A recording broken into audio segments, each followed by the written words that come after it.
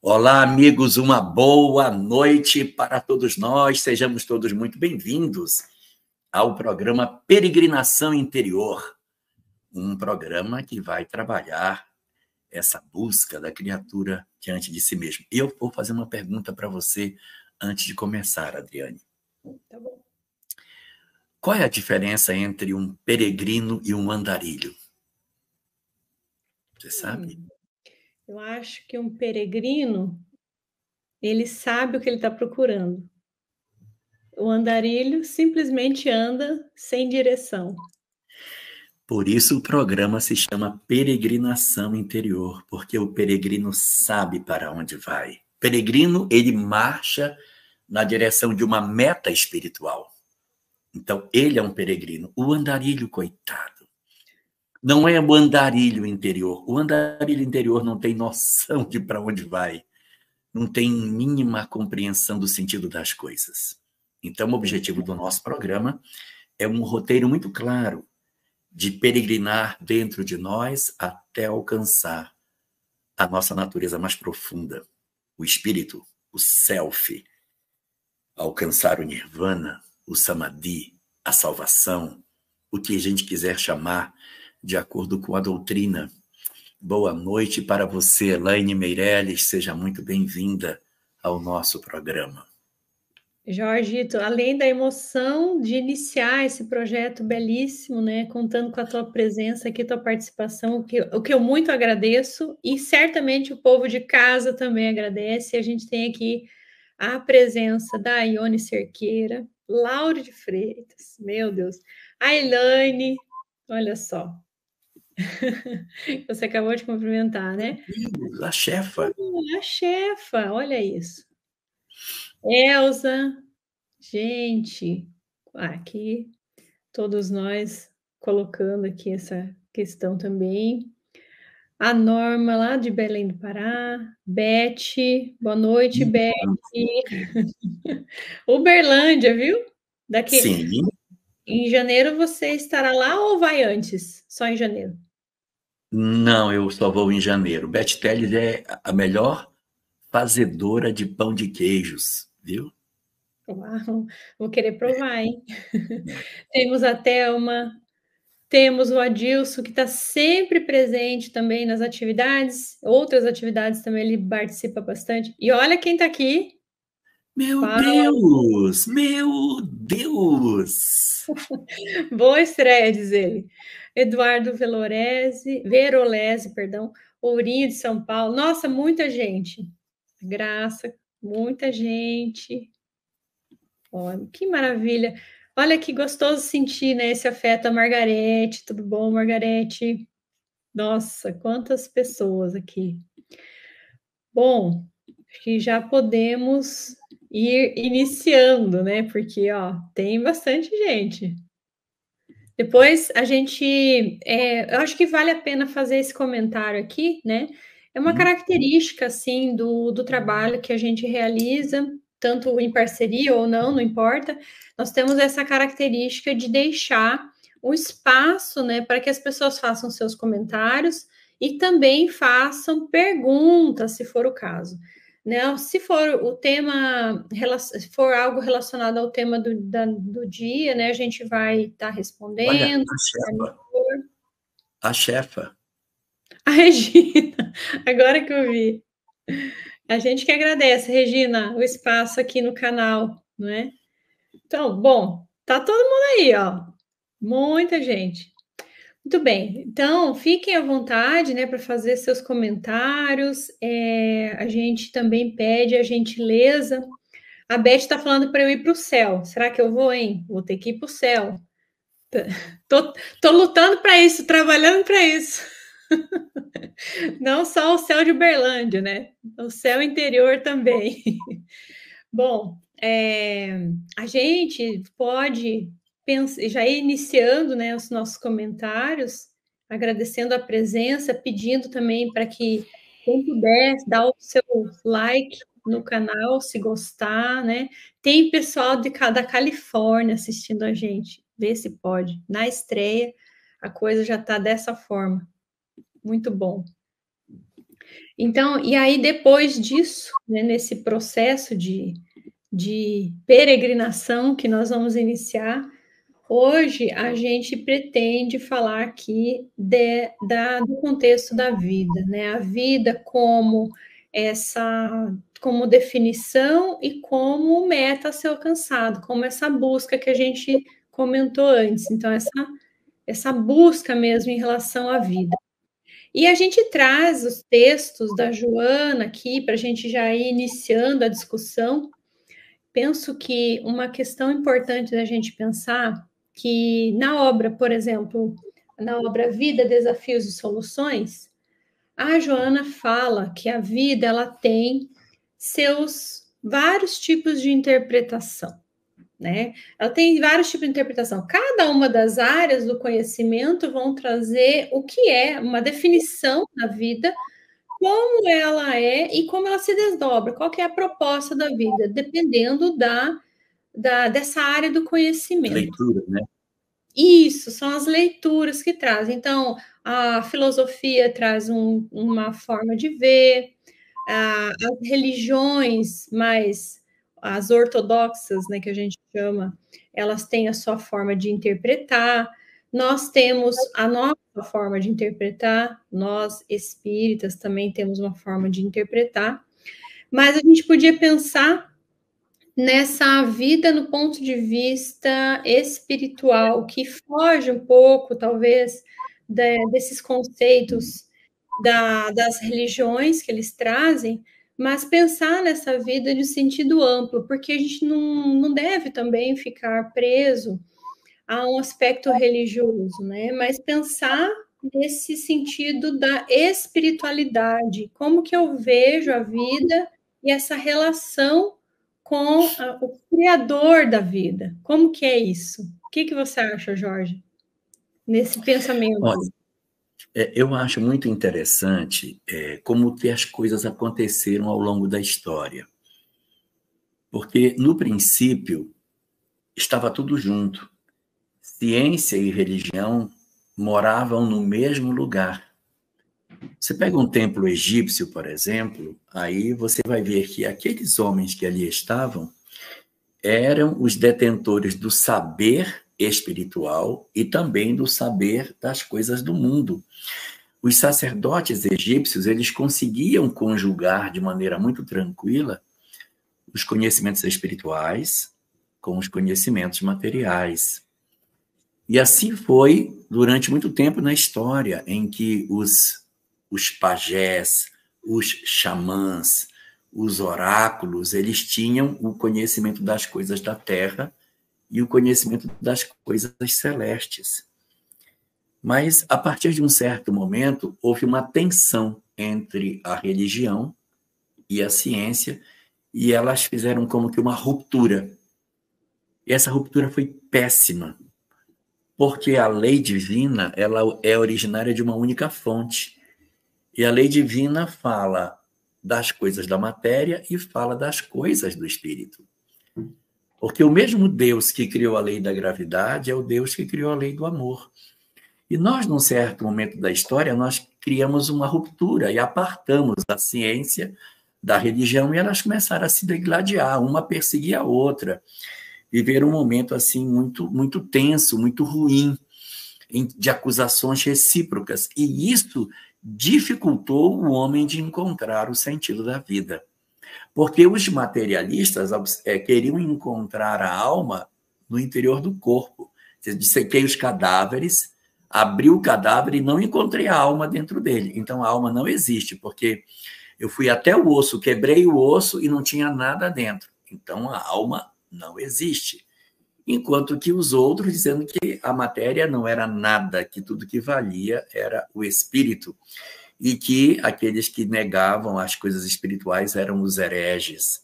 Então, essas tensões, elas foram, no fundo, muito prejudiciais para o desenvolvimento da criatura humana, que a gente acabou se perdendo.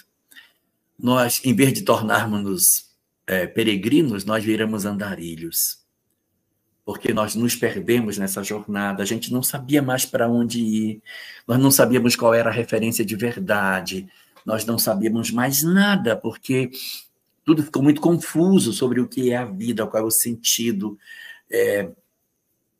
A obra de Herculano Pires, O Espírito e o Tempo, nos fala que a Índia foi o primeiro lugar onde todo mundo começou, foi o primeiro centro de formação de ideias espiritualistas, depois o pessoal reencarnou em outros lugares, multiplicando as verdades espirituais. Por isso que ela é a mesma verdade, que eles estudavam na Índia e reencarnavam no Egito, na Grécia e outros cantos, levando o mesmo pensamento inicial. Só que esse pensamento tão bonito, que dava para a gente conseguir ter avançado na Terra muito rapidamente, a gente perdeu.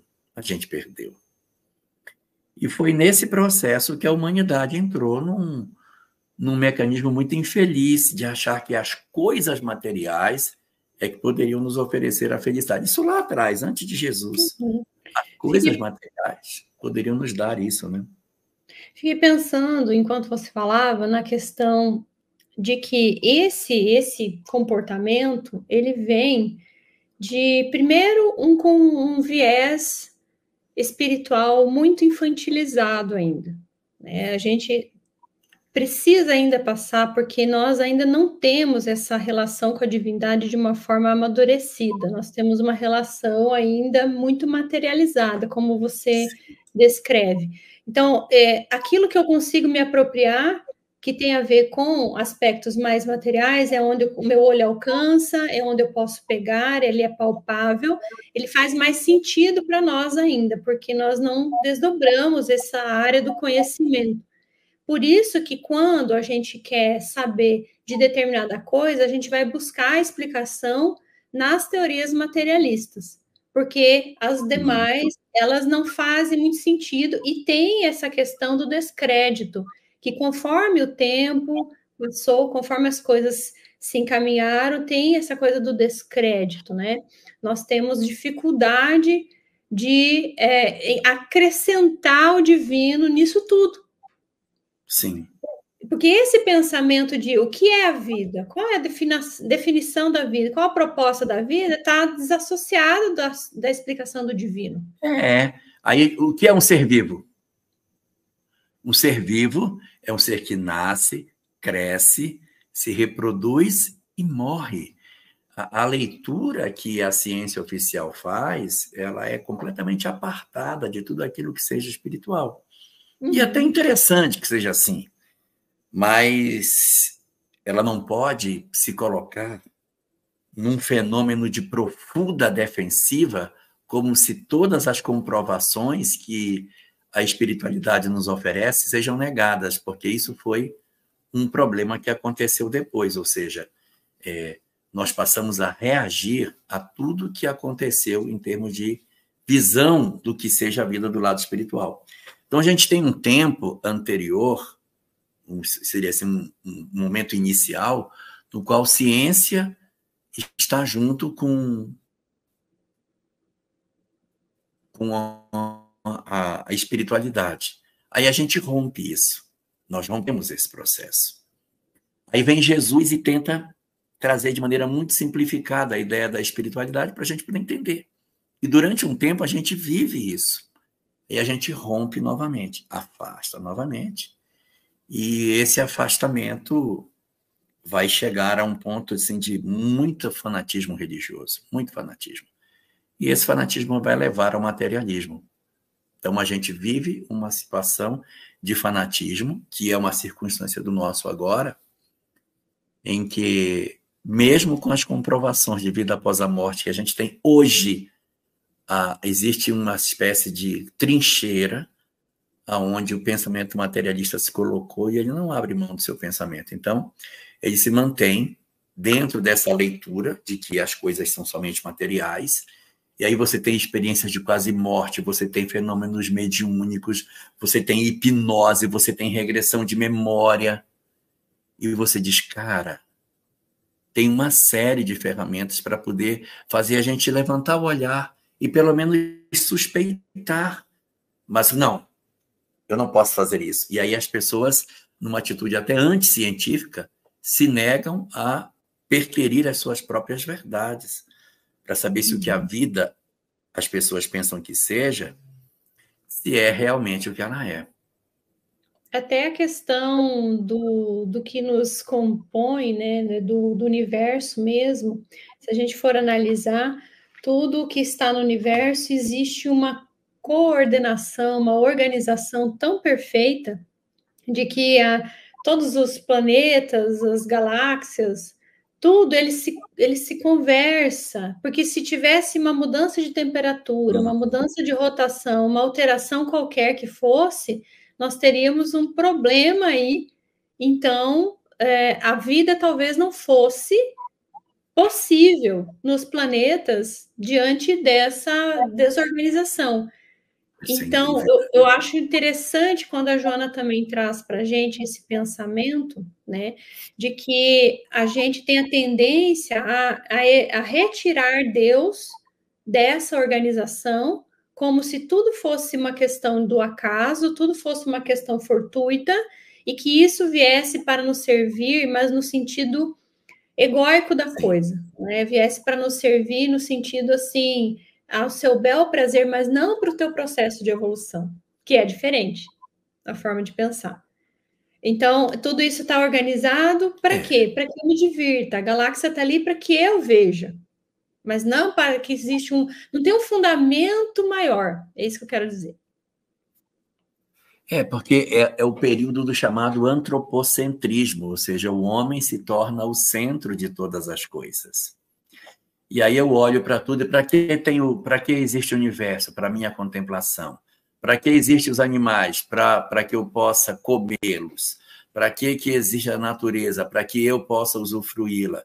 Como se tudo tivesse sido criado com o homem no centro de todas as coisas. E aí existem alguns pontos que são essenciais dentro disso. Primeiro, que o homem não é o centro, ele é apenas uma espécie a mais. E um segundo elemento muito importante é o que está disposto na questão 738A de O Livro dos Espíritos.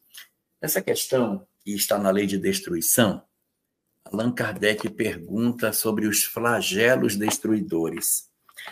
E aí os espíritos vão falar um monte de coisa, mas eles vão dizer um negócio lá no meio dessa resposta muito bom. Vão dizer o seguinte: os espíritos que preexistem e sobrevivem a tudo constituem o mundo real. Os espíritos que preexistem e sobrevivem a tudo constituem o mundo real. São estes os filhos de Deus e o objeto de toda a sua solicitude. Então, qual é o objeto da solicitude de Deus? Os espíritos, não são os homens. Os espíritos. Então, a leitura que a aposta espírita nos faz sobre o que seja verdadeiramente a vida não pode se prender à leitura material, que muitas vezes se tenta impor dentro da nossa sociedade, né? Porque a gente começa a trabalhar a vida como se fosse uma coisa puramente material, quando, na verdade, nós temos desdobramentos muito significativos nesse sentido, né? Então, tem até uma pergunta aí. Tem, mas deixa eu só fazer um comentário antes que tem a ver com isso que você falou, para não perder a ideia. Rapidinho, né? Além do homem se colocar no centro das coisas, ele também coloca Deus, né? Porque nesse lugar humano. E aí, essa ideia antropomórfica de Deus, que faz com que a divindade seja limitada, que ela não faça o trabalho de forma diversa da nossa. Por isso que a gente não consegue muito captar esse psiquismo divino, porque nós estamos pensando com a nossa cabeça, como se ele tivesse o limite que a nossa cabeça, que o nosso conhecimento alcança. E aí, aquela frase famosa, né? Enquanto eu desconheço, eu acho que aquilo não existe, pelo fato de eu desconhecer. Eu acho que ele não existe, mas porque eu desconheço, que é o processo de ignorância, né? Eu vou pôr aqui a pergunta para você. Antes da pergunta, eu vou fazer só um comentário em cima do que você está falando. Sim, fica à Tem uma vontade. frase do livro do Gênesis que é muito conhecida, que Deus fez o homem à sua imagem e semelhança. Só que a humanidade quer fazer Deus à imagem e semelhança do homem, ou seja, não é possível que Jesus tenha sido assim. Não, não é possível. Não é possível que. Ou seja, como eu não consigo, eu quero diminuir quem é, para poder me sentir confortável na circunstância que eu estou, sem precisar fazer uma mudança, sem precisar fazer uma reflexão sobre a minha vida interior. E detalhe, ou isso que você falou, ou outra coisa que é o oposto de dizer que o Cristo foi um baderneiro, um revolucionário, alguém que queria desconstruir, alguém que traz uma quebra de paradigma simplesmente pela desconstrução, mas não que tinha um propósito superior. Então, é Sim. falta de conhecimento de quem se trata. Que esse é o governador espiritual do orbe, isso é uma informação que mesmo os espíritas que têm, eles pouco sabem dessa grandeza do espírito, né, que é o Cristo. Então, coloca ele de uma maneira muito literalizada, como se ele fosse só isso aí, né? Só dessa forma, né? Quer que eu coloque a pergunta já ou vai? Vamos ver. Fica à vontade. Então, tá. É da Andréia Domingues. É É verdade? verdade. Pode falar. Não, Desculpa. leia. É verdade que a reencarnação foi removida da Bíblia cristã? Não, não é verdade. Não é verdade. Porque não é da Bíblia, é do Código de Crenças. Porque o que acontece, Andréia? O pensamento das múltiplas existências, ele não é uma propriedade do Espiritismo, ele é muito antigo. Na verdade, a visão mais antiga que a gente tem de como é que se dá o mecanismo de evolução das almas trata da questão da transmigração dos espíritos. Isso está nos Vedas, está no Mahabharata, mais especificamente no Bhagavad Gita, está no Triptaka, que é a obra que reúne o pensamento do Buda, está no Zohar da Cabala, está no Livro dos Mortos, está no conhecimento dos gregos, está espalhado no planeta. Então, não era uma coisa tão distante das pessoas falar sobre o retorno das almas numa próxima existência. E nós temos, portanto, muitas iniciativas no cristianismo nascente de correntes que eram favoráveis à reencarnação. Por quê? Porque no começo do cristianismo tinha um grupo na cidade A que era reencarnacionista, tinha um grupo na cidade B que não tratava sobre isso, ou seja, não havia uma unidade nas crenças, havia como se fosse um conjunto de frentes de ideia, onde Jesus era o ponto central, mas havia crenças periféricas que participavam de um culto ou de outro. E assim as coisas foram vivendo durante um certo período, foi se convivendo com isso. Chegou no século IV, o cristianismo se torna religião oficial do Império Romano. Aí precisava de um cânone, precisava de uma única verdade. Então, como é que vai ser? Os concílios que começaram a acontecer a partir do concílio de Nicéia, que é o primeiro deles, em 325 da era cristã, 324, 16 anos depois tem o concílio de Laodiceia. Então, você vai tendo vários concílios para tentar o que é certo, o que pode, o que a gente vai acreditar, o que a gente não vai acreditar. E no concílio... E no ano de 552, no Concílio de Constantinopla II, já tinha tido o segundo Concílio de Constantinopla, a discussão sobre a reencarnação foi trazida. Ali ela foi debatida e foi entendida que ela não poderia fazer parte do cânone cristão. E aí, todos os que professavam a reencarnação foram considerados hereges. E pouco tempo depois inicia uma perseguição. você procurar estudar sobre os cátaros, você vai ver uma corrente muito grande de cristãos com uma série de ideias incríveis que foram destruídos porque eles pensavam de maneira diferente da maioria. E dentro do seu código de crenças havia muitas coisas que a gente diria, nossa, mas eu concordo com isso.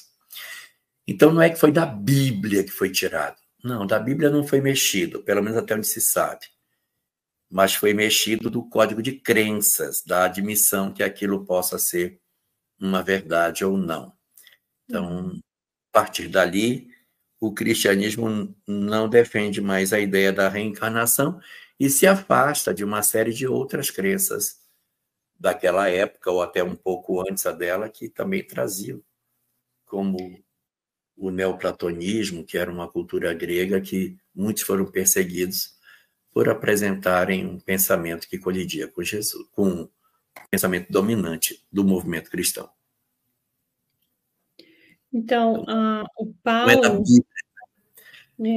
O Paulinho comenta, né, sobre naquela nossa fala, né, sobre a antropomorfolização de Deus, e o Henrique também faz um comentário.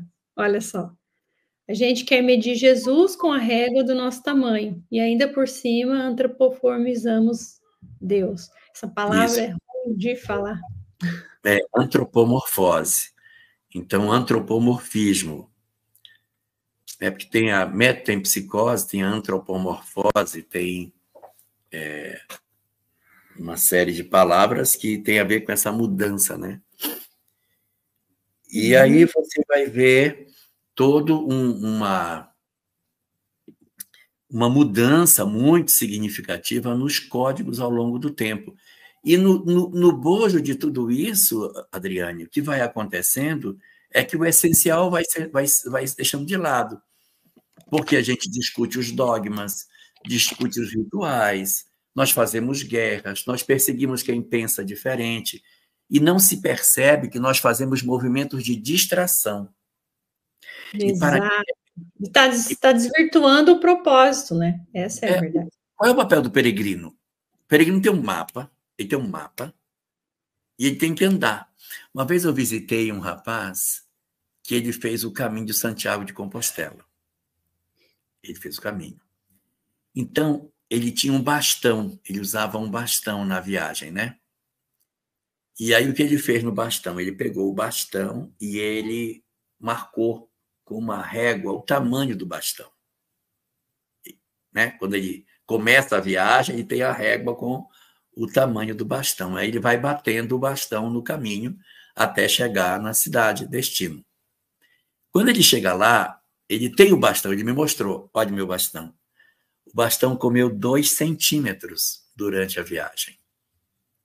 Ele sai e ele vai caminhando e vai batendo 800 quilômetros, vai batendo o bastão, andando, e aquele atrito do bastão nas pedras do caminho vão produzindo desgaste na peça.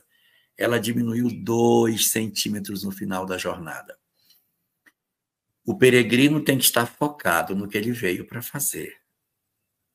Qual é o meu objetivo? Chegar no dia tal, tenho que dormir em tal parada, cada cidade eu tenho que ter uma parada diferente, tem que saber onde eu vou dormir, o ritmo para que eu termine o dia na estalagem em que eu vou dormir. Eu preciso levar uma mochila, que seja uma mochila que não pode ser muito leve, porque se ela for muito leve, ela não vai ter tudo que precisa. Mas ela não pode ser muito pesada, senão eu não vou dar conta de levar. Então, até nisso, a peregrinação, o sujeito tem que parar e pensar, vou precisar disso? Vou precisar desse objeto. Vou precisar só dele. Não posso levar tudo. Se eu levar tudo, eu não consigo, não dou conta.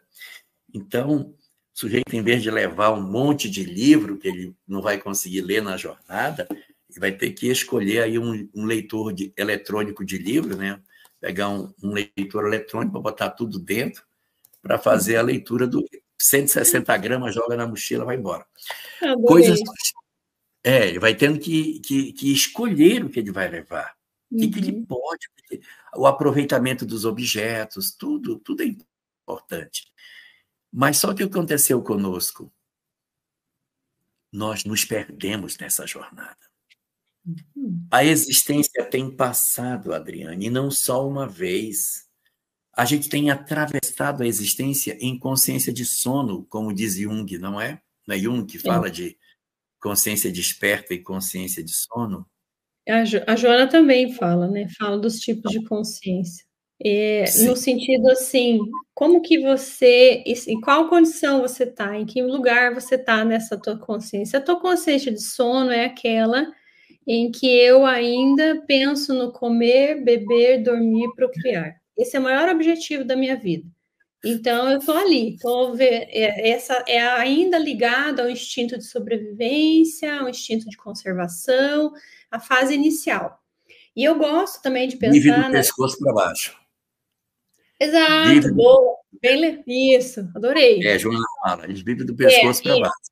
Isso. E aí a questão assim, eu estou ainda numa fase muito primitiva do processo evolutivo, e aí ela nos convoca a pensar que nós já estamos passando, porque já nos foi autorizado, a era da razão. Então eu preciso me utilizar do pescoço para cima para chegar na outra fase, que é a fase da intuição, e na outra, que é a angelitude, ou seja, a gente está bem no início do processo evolutivo, porque a gente mal coloca os pés ali no campo da razão, mas volta para o primitivo, volta para a parte mais instintiva, né? E tem. Pode E falar. esse é o nosso grande desafio. Despertar na carne. Quando é que nós deixamos de ser um andarilho e nos tornamos um peregrino? Quando eu desperto na carne, quando eu descubro, sendo ainda um espírito encarnado, quando eu me convenço de que eu sou uma alma imortal. Quando eu consigo isso, eu me libertei. Eu consegui efetivamente acordar daquilo que me subjugava. O Buda tinha uma imagem que ele representava isso. Ele dizia que nós estamos dentro de uma roda, que é uma mandala. As nossas encarnações acontecem dentro da mandala. Eu estou o tempo todo batendo nas paredes, repetindo procedimentos. Então, dizia o Buda, nós vivemos dentro de uma mandala. E essa mandala, a roda de Sansara, em que você batia nas portas. Então, como é que eu ajo? Eu me vingo, tenho ódio, me magoo, dou troco, não aceito, não me rebaixo, eu quero poder, eu quero isso. É um padrão de comportamento. Então, eu vou viver nesse padrão de comportamento até a exaustão dele. Até eu dizer assim, eu não suporto mais viver isso. Quando o indivíduo diz assim, eu preciso de um propósito para a vida, preciso de um sentido para a existência, porque isso aqui não tem gosto de nada. Eu lutei para conseguir sentar num trono, eu sentei e descobri que quando eu sento no trono, continuo tendo o mesmo problema. O fato de eu sentar num trono não tira os problemas que eu tenho, porque os problemas essenciais da criatura humana, lamentavelmente, o dinheiro não cura. E o processo de sofrimento inerente disso tudo que vem para nos provocar a despertar, não é? Porque a gente já trouxe em outras oportunidades essa relação entre o amar a vida, a compreensão da vida, a relação da gente entender a vida como ela é, barra, que é o contrário, o sofrimento. Então, na medida em que eu não faço esse trabalho interno, essa busca, essa peregrinação para me compreender, para entender quais as questões, para colocar Deus nisso tudo, nós vamos nos desvirtuando e vem o sofrimento, que é para nos puxar de volta, para fazer a gente voltar para o propósito. Se não tivesse o sofrimento como consequência da nossa desobediência, nós ficaríamos eternamente nesse estado de inconsciência. Então, eu preciso experimentar, bater nas paredes dessa mandala até alcançar. O Cristo, ele não está desesperado. Meu Deus, o que vai acontecer? Não sai disso, Marli. Não sai, fica repetindo. Parece que vai repetir indefinitivamente, mas não é. Há um momento em que o indivíduo se cansa, porque a lei do progresso ela é um determinismo divino. Aí o espírito diz, eu não aguento mais. Me dá uma outra proposta de vida. É o que está colocado no capítulo 1º da obra Jesus e a Atualidade, Joana de Ângeles. E aqui a capa velha. Em que ela diz o seguinte, que quando o espírito, cansado de sofrer, decide experimentar algo diferente, ele acorda para a vida e inicia a sua peregrinação. E aí a Marli já falou que ela não quer mais isso para ela. Ela já está despertando aí, ó. Olha só. Exato, mas aí é que está, Marli. É quando eu digo assim, não, eu não quero mais isso. Eu estou cansado de ser como eu sou. Estou cansado disso. Não quero mais. Quero experimentar uma nova proposta. Então, é como se fosse a seguinte coisa, Adriane, olha. Existe uma mandala, nós estamos presos nessa mandala. Como é que eu saio de uma mandala se ela é toda fechada? A gente não sai dela, porque ela é toda hermética. Só que se eu olhar com detalhe, existe uma fenda muito estreitinha nessa mandala, bem pequenina, uma porta estreita. E o Cristo diz, eu sou a porta. Então, o que é a doutrina de Jesus? A porta de saída da mandala. Porque aqui eu fico me batendo. Eu odeio, me deu um soco, eu dou um soco. Me machucou, também machuco. Então, como que alguém pode peregrinar para dentro de si se ele está preso na mandala? Imagina que você tem que fazer uma peregrinação interior. Você tem que andar na direção do seu eu. Mas você está preso dentro do círculo. Então, você vai ficar aqui dentro. Você tem que achar a fenda. Você tem que achar a abertura da mandala para você sair dela. É preciso encontrar, Estela Martins, a porta estreita, para que, passando pela porta estreita, o indivíduo consiga fazer uma mudança profunda da sua vida. Aí, ele inaugura uma nova etapa. E assim, o que é que o Buda também diz? Que quando a gente quebra a mandala e que fica feliz porque se libertou, vai viver feliz por um tempo, até descobrir que está preso noutra mandala, que é maior um pouco. Mas é uma mandala. Você vai ter que quebrar essa mandala para ir para uma outra maior, maior, maior. São infinitas as mandalas, porque infinita é a evolução. Sim. E a gente vai se bater nela até achar a porta. É como se fosse um labirinto, sabe?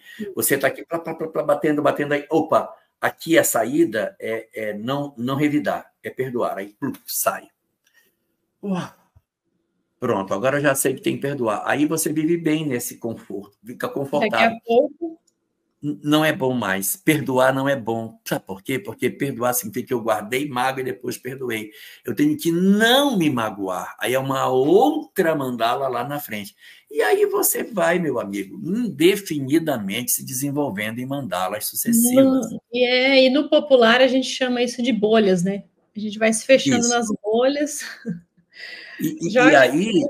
Tem um monte de perguntas aqui. Veja aí a hora que você quer falar delas. Tá? Deixa só eu terminar esse raciocínio. Claro. Então, como que eu faço essa peregrinação se eu estou preso?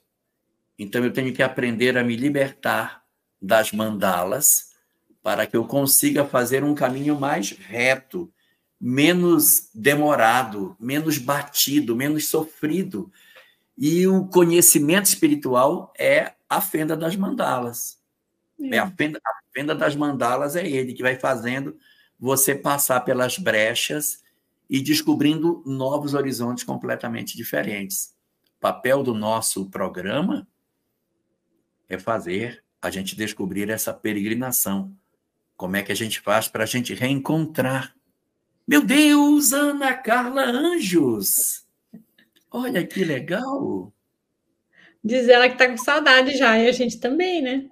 Desde ontem se ver, se falar, né? Então, né, essa peregrinação é exatamente o propósito, a gente descobrir como caminhar para chegar até esse ponto central das nossas almas, né? Sim. Acho que é legal isso que a Marli está falando aqui, né? E quando nós chegamos ao final das mandalas, Jesus chegou, será que nós vamos conseguir? Não, Não tem fim. não, Jesus chegou numa mandala que para nós a gente não enxerga o limite, mas ela tem limite. Para a gente olha assim, não, agora ele está livrão, porque eu não enxergo. Para mim, ele é perfeito, mas ele é igual a outros que também perseguem outros. Outro nível de perfeição. Outro nível. Assim, vou tentar ser claro no que eu quero dizer. É aquela frase dele assim, ó, o meu pai trabalha e eu trabalho também. Nesse processo de constante busca, né? E existe o seguinte,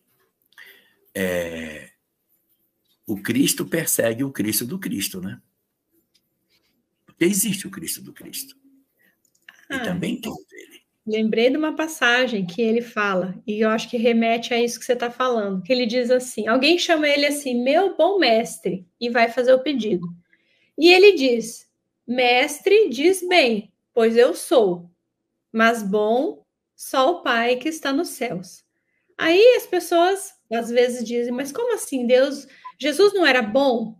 Mas aí ele está fazendo um comparativo de bondade dessa meta que ele também perseguia, não é? Quando ele olha e diz assim, e quando ele diz, se vós me obedecerdes, fareis as obras que eu faço, e até maiores do que essa. Então, na verdade, tem muita coisa para frente. Mas olha, isso. Adriane, parece que a gente tem perguntas aí para responder. Tem, bastante. Bom, a primeira, a Jamila aqui, ó. Esse comportamento que o ser humano tem de adequar pessoas, acontecimentos para encaixar até onde o conhecimento dele alcança, continua até hoje? Se sim, até quando? Na verdade, nós não somos obrigados na Terra a resolver todos os problemas da criatura. A Terra vai oferecer uma oportunidade de transformação.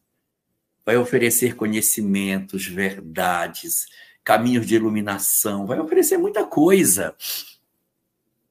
Que a gente descubra a saída da mandala. A gente consiga sair dessa mandala, da mais estreitinha que tem. Se não conseguir, aí migra para outro planeta e segue a história no outro canto. A migração planetária não é castigo. É um processo natural previsto na lei de Deus e que acontece em função da evolução dos espíritos. Não tem nada de extraordinário nisso. Então, a gente vai tentar aprender, vai tentar se iluminar, ou pelo menos entender um propósito superior, porque para ficar aqui na regeneração, não precisa ser espírito superior. Basta verdadeiramente dizer, eu não quero mais ser como sou.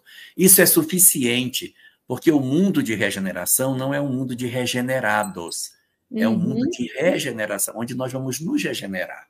Mas eu preciso ter o firme propósito, eu não quero mais ser como eu sou. Eu tenho que estar imbuído do desejo firme. Eu não quero mais fazer o que eu fazia.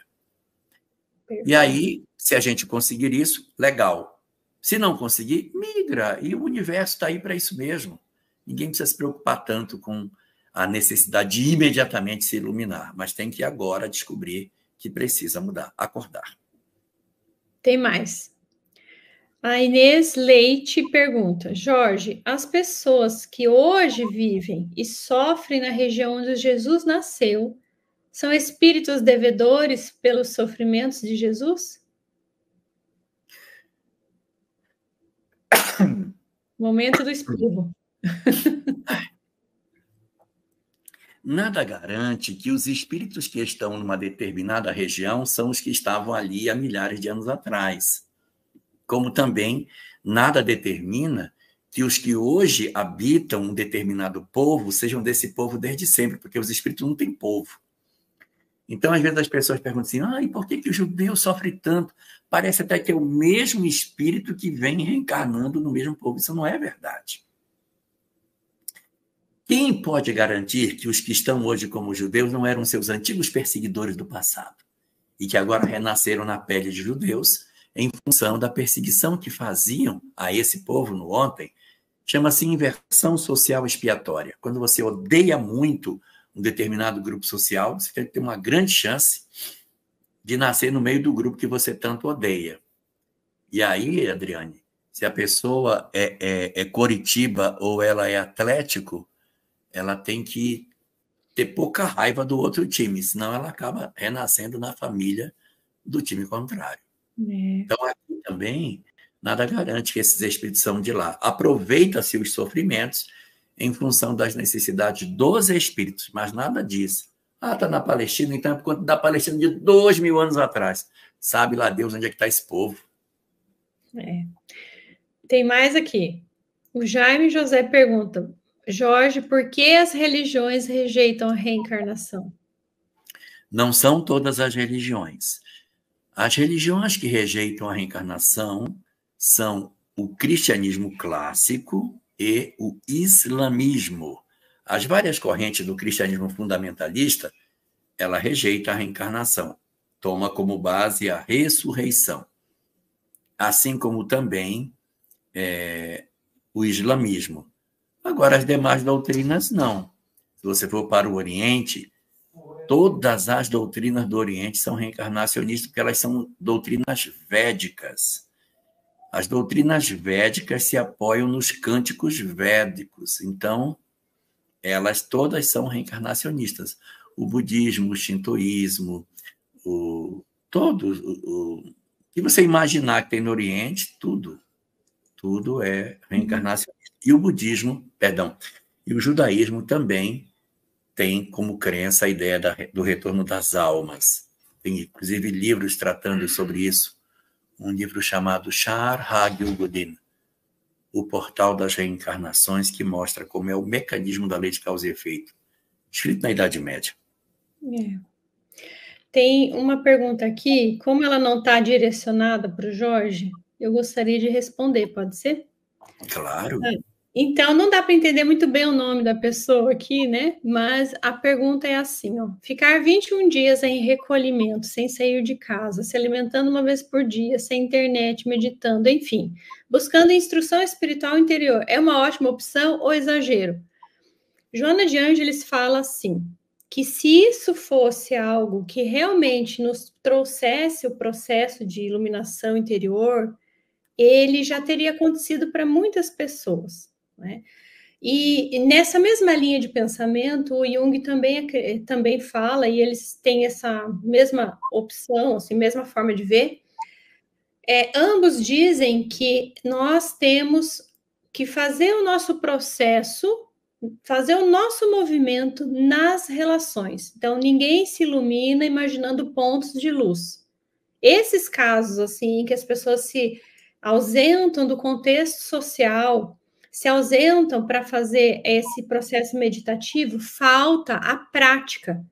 Porque estando separado da sociedade, não tenho como treinar o comportamento que, teoricamente, eu aprendi. Então, eu preciso pôr em prática. Se não fosse assim, nós não teríamos, por exemplo, necessidade da reencarnação.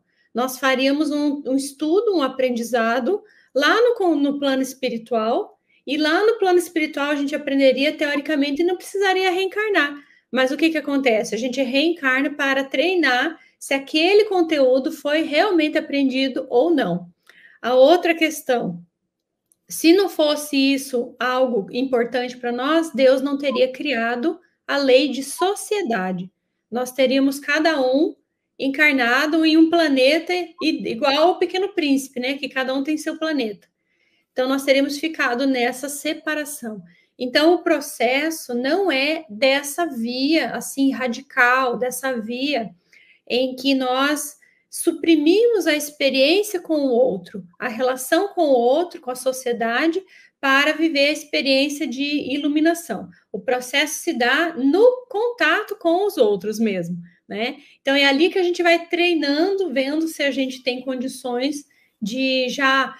essa lição eu já aprendi, vou para a próxima. Como o Jorge falou, eu aprendi a perdoar na minha primeira mandala. Agora, perdoar só não é o suficiente. Eu preciso, antes de precisar perdoar, não guardar mágoa. Então, eu vou trabalhar como? Com os nossos semelhantes. Então, o processo já fechando a pergunta, é contemplar a vida sem a necessidade de ficar 21 dias recolhido, sem sair de casa, como esse exemplo que você traz.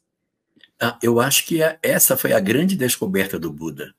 Porque o Buda foi para se iluminar, ficando com fome, ficou ali 8 anos naquele negócio todo. Quando ele, 6 anos, acho que são 6 anos. Quando ele sai dali, já com a compreensão da iluminação, o que ele descobriu? Que não precisava, que eu posso me iluminar em casa, convivendo com os familiares. Que eu não preciso do ascetismo para que eu consiga fazer o meu processo de iluminação. A Elaine pergunta: em algum momento nós, enquanto humanidade, viveremos a lei de amor de forma plena? Eu não tenho dúvida, Jorge. E você?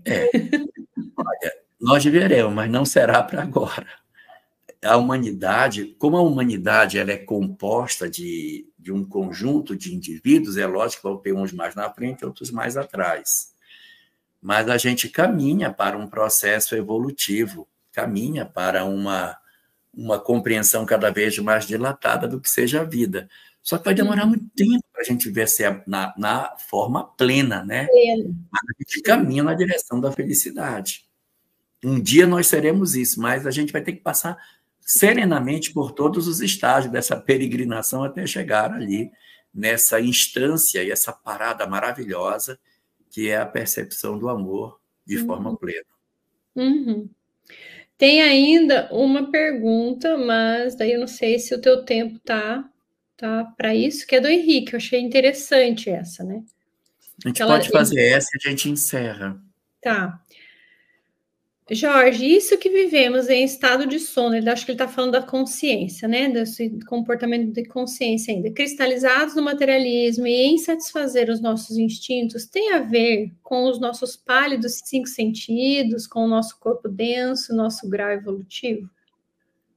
De certa maneira tem, Henrique, mas tem a ver também com a nossa surdez espiritual.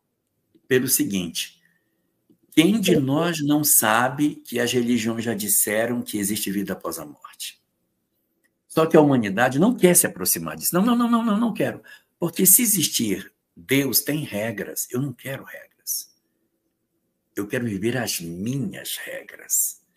E se Deus existir, haverá um código de conduta natural consequente da sua existência. Então as criaturas fogem da ideia do espiritual por isso. Os nossos corpos, com 5 sentidos, predispõem a isso? Predispõem, sim.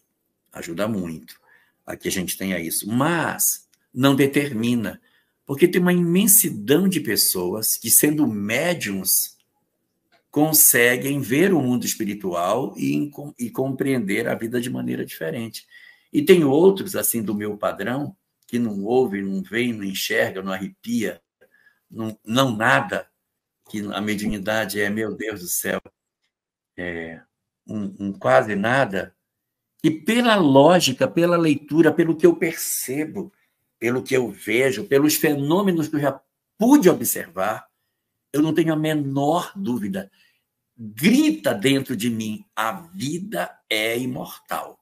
Então, mesmo estando num corpo denso, a gente pode ter a compreensão dilatada de que a vida não é somente o que os 5 sentidos observam.